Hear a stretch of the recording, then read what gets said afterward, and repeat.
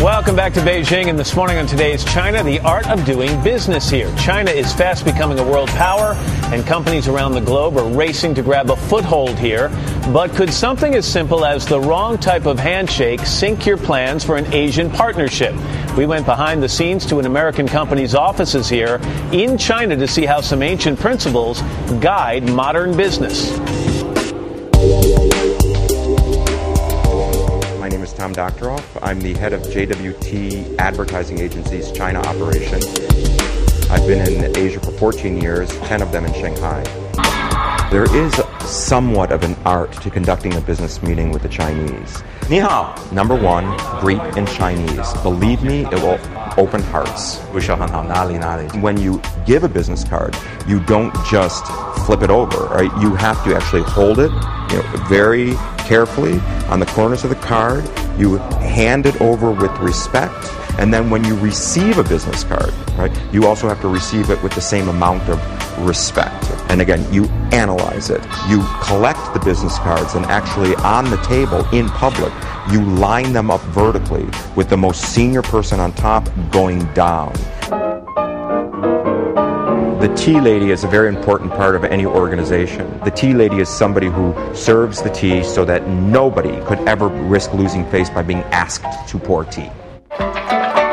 Once you get to the main point, that is the time at which the boss or the lead person must stand up, right? And you should stand up in a Chinese meeting to establish your authority, right? With your confidence, using your arms, and speaking from the diaphragm. And then you say what your key objectives are and why you think you need to go where you need to go. After you've given the goals, after you've made your proposal, you can ask for their feedback. Is it okay? That may be before or after, okay, they choose to break for a while, ask you to leave the room. Again, collecting thoughts and giving an official response. Now, that official response, of course, is never going to be absolute. There will be good points, there will be bad points. And then it is left to us to sort of weigh that and say, okay, where did we really come out? Then finally, after you have escorted people to the elevator, you never just let them go to the elevator by themselves. You press the button, you wait for the elevator to come up, and you see them off. Then you go back and follow up. One of the lines that I use most is 天不怕地不怕就怕养规则讲普通话. And what that means is there's nothing to fear in heaven and earth besides a foreigner who can speak Chinese. So again, that's on one hand saying, listen, I understand how you're feeling, I can make you laugh, we can be friendly, but don't push it too far either. And Tom Doctoroff, welcome. This was so educational. The part about the business card, somebody handed me their business card in just that manner, carefully the other day, and I didn't know this, and I just kind of grabbed it and said thank you. So clearly there's something that I needed to do differently. What's the biggest mistake you could make when dealing with a Chinese person in a business situation? Well, just in general, you want to make sure that you're conveying respect for Chinese people, the Chinese way of doing things, respecting their whole different worldview, because they immediately suss out whether or not you're friendly to China or not friendly to China. They want to feel safe. They want to feel like they can trust you. So if you're signaling that you're a little bit patronizing, they're not going to like that at all. You said greet in Mandarin, but if you don't know Mandarin, does that mean you're immediately behind the eight ball in any kind of business deal?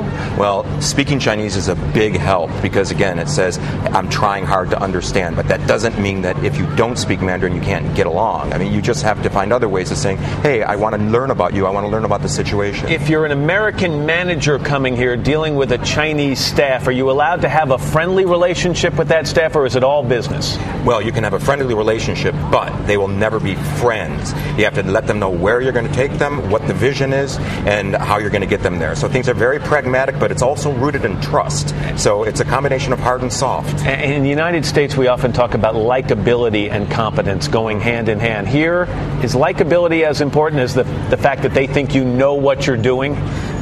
No, it's not as important, but charisma is very important because with charisma, they get faith that you can guide them somewhere, you can take them somewhere. Tom Doctoroff. Tom, thanks very much. My Good pleasure. to see you. Good